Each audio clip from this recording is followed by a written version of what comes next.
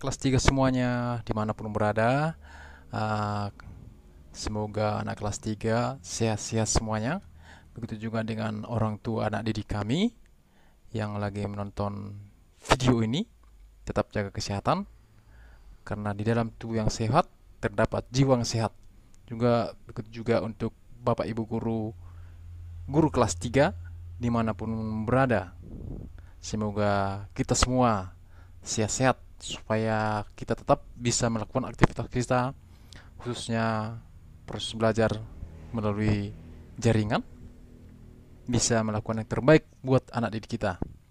Kali ini saya akan memberikan materi kelas 3 SD, materi yang berkelanjutan.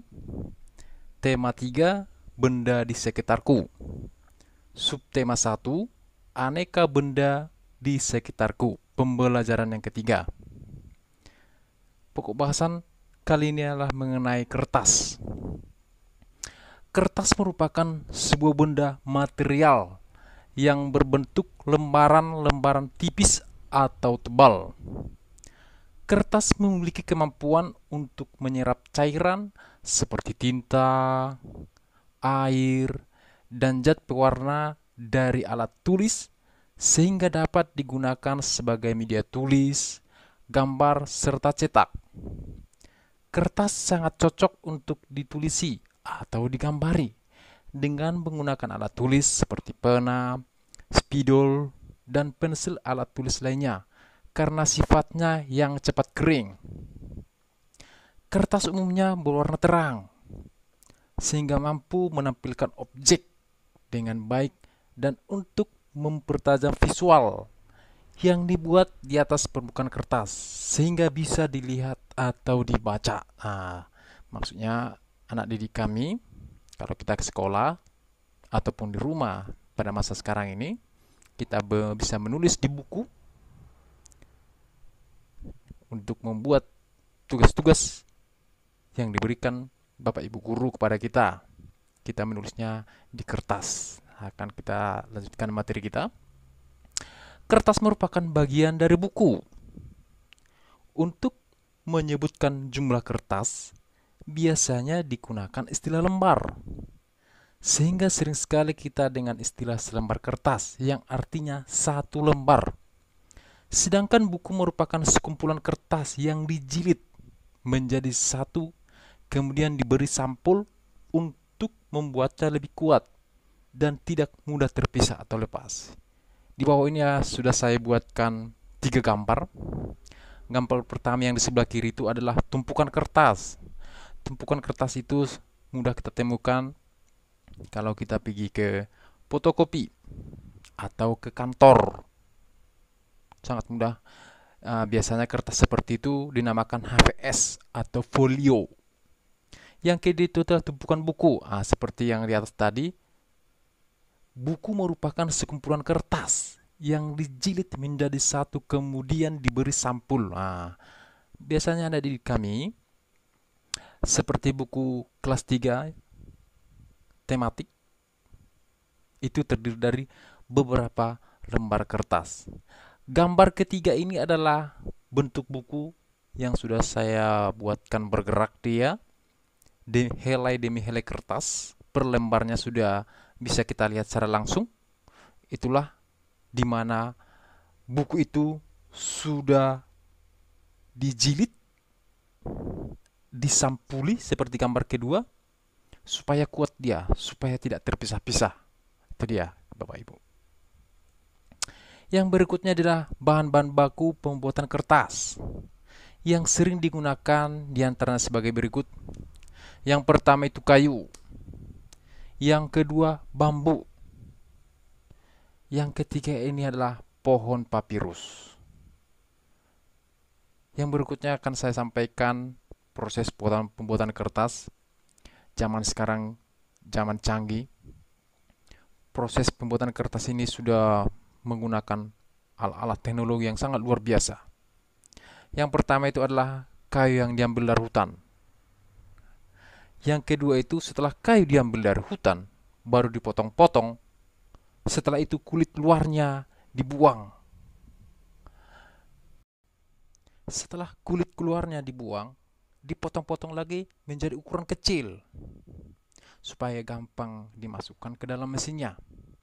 Ukuran kecil itu dimasukkan ke dalam mesin untuk memisahkan serat kayu. Biasanya serat kayu ini setelah dimasukkan ke mesin itu sering disebutkan bubur kertas.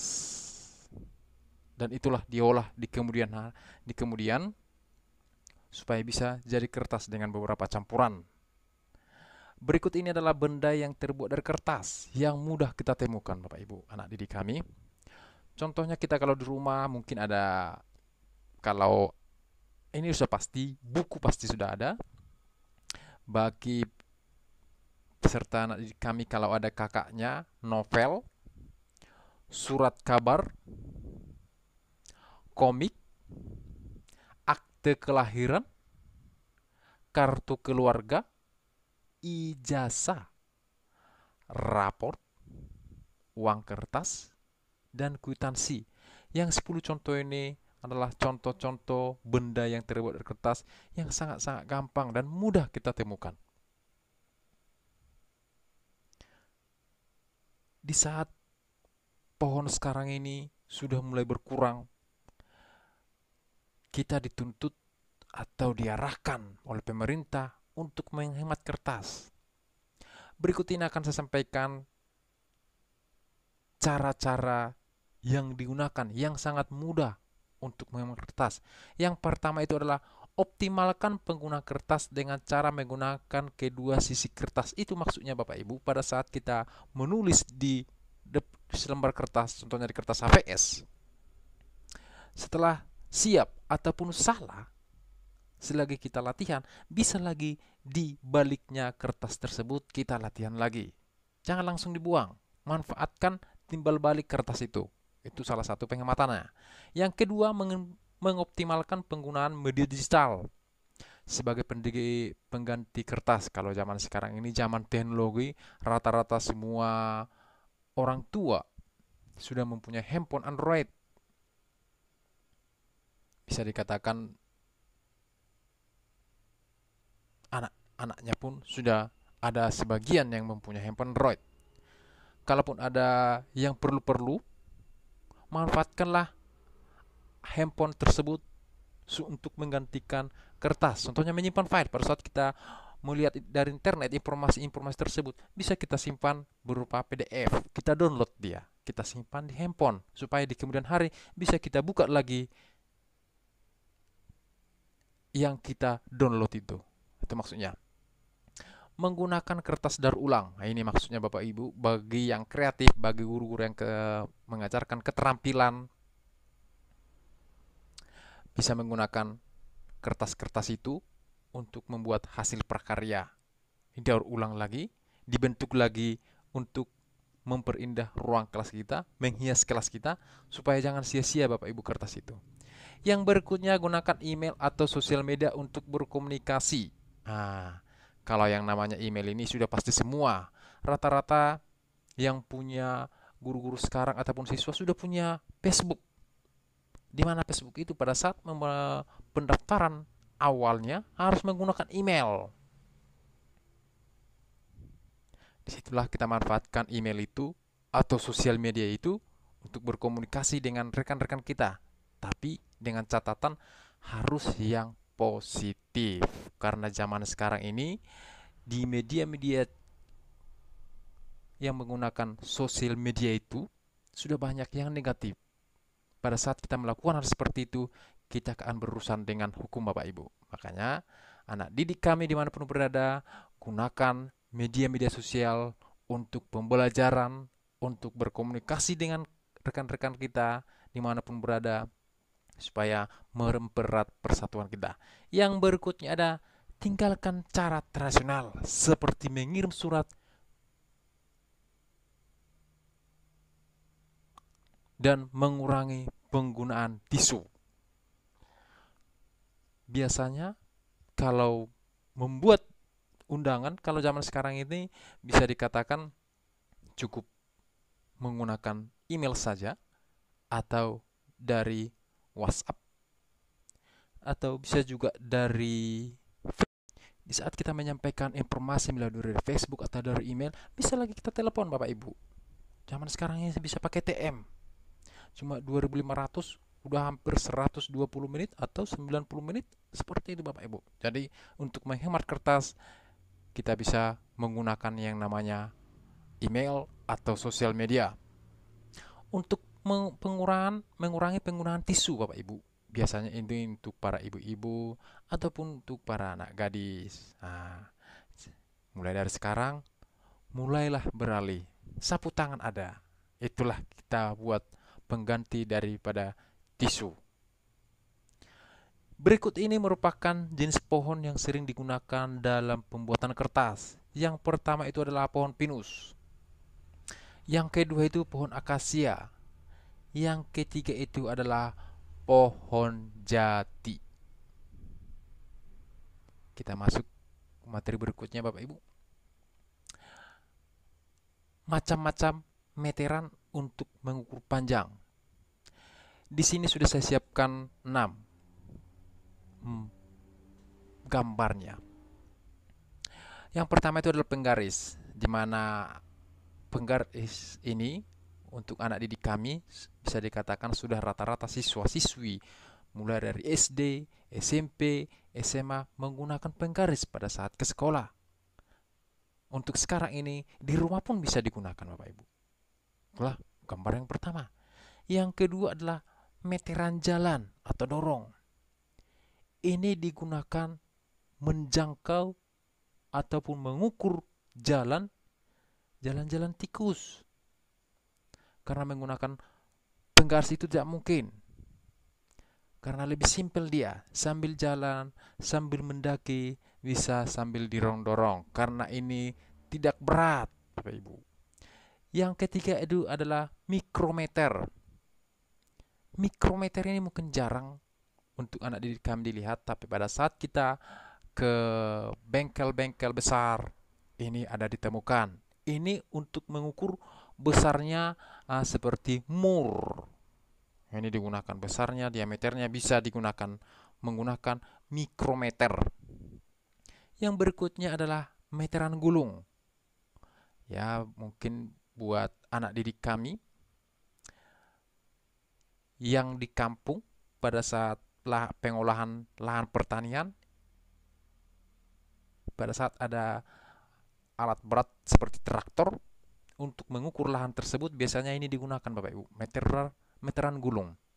Untuk jalan juga seperti ini dia. Yang berikutnya ada kaliper atau jangka sorong. Kaliper jangka sorong ini biasanya juga ini digunakan untuk alat-alat berat supaya lebih gampang cara hitungnya. Yang berikutnya adalah meteran tangan. Meteran tangan ini biasanya anak didik kami yang paling sering menggunakan ini adalah orang-orang yang bekerja di bangunan atau tukang, karena lebih simpel dia. Pada saat digunakan bisa siap digunakan, ini menggulung sendiri. Itu dia Bapak Ibu. Mungkin yang terakhir tidak saya buat di sini gambarnya, ada sekarang ini meteran digital. Meteran digital itu kita cukup menekan tombolnya, keluar cahaya. Itulah digunakan biasanya untuk mengukur pohon berapa tingginya. Tidak mungkin lagi kita menggunakan meteran gulung untuk mengukur tinggi pohon, cukup dengan meteran digital. Demikianlah materi kelas 3 SD Bapak Ibu, anak didik kami dimanapun berada. Tema 3, benda di sekitarku. Subtema 1, aneka benda di sekitarku, pembelajaran 3. Semoga bermanfaat buat anak didik kami, buat orang tua anak didik kami, buat Bapak Ibu guru, khususnya guru kelas 3. Semoga bermanfaat. Jangan lupa Bapak Ibu, anak didik kami, subscribe channel ini, karena video-video berikutnya akan saya hadirkan seperti pembelajaran keempat, supaya kita tetap mengikuti, supaya kita tetap belajar untuk menambah pengetahuan anak didik kami, juga orang tua kami, supaya tetap bisa mendidik anaknya di rumah, dan juga untuk Bapak Ibu guru menambah pengetahuannya supaya anak didik kita lebih bagus lagi ke depannya. Demikianlah Bapak Ibu materi kita untuk hari ini. Jangan lupa tetap jaga kesehatan, karena dalam tubuh yang sehat terdapat jiwa yang sehat. Terima kasih.